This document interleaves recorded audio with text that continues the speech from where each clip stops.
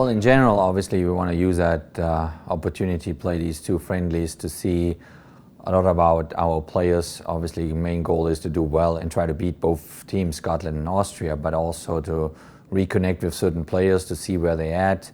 Some, coming off injuries, that were not available, like Michael Bradley, Fabian Johnson, or John Brooks. For example, see where they're at, bringing back a Bragg Shea, who's doing well at Stoke in terms of training, but not getting playing time. But also, keeping in mind of just evaluating everyone involved. So main objective is getting results and evaluating the players 6-7 months prior to the World Cup, having a close look maybe at a kid that we haven't had yet with us, Eric Lehigh, see how he's doing in training, get to know him a bit, get a feel for his character, but also other ones that haven't been with us the last 2 or 4 games, having them back in the group and just keep on working. Well, obviously we are excited to have back Clint Dempsey, our captain.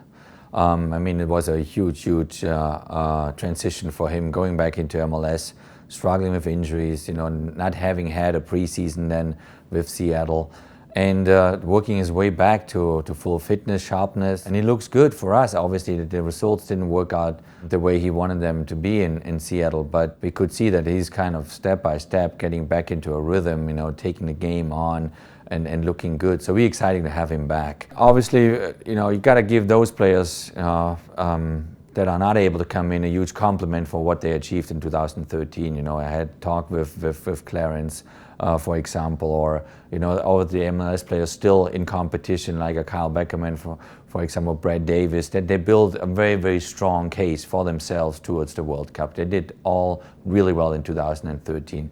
Brad Guzan, shot himself up, to be a real kind of challenge for Tim Howard, because he's doing so well. But every time somebody is missing because of an injury, it's a huge opportunity for the next one to come in and get that shot. And if an Edgar Castillo can't come, then suddenly Eric Lehigh has an opportunity to show where he's at. He hasn't been with us since I took over 2.5 years ago, and that's good. We love these kind of situations because, it gives a special kind of energy to the group because there are guys that want to prove it. The good thing about a Friday and Tuesday game is you can meet already on Sunday, Monday, and you have a couple of good training sessions where you can see, where the players are right now. So we want to always enter game number 1 with the top group that we have in mind for that game. So we want to kind of see how alive, how energetic kind of the competition is in training.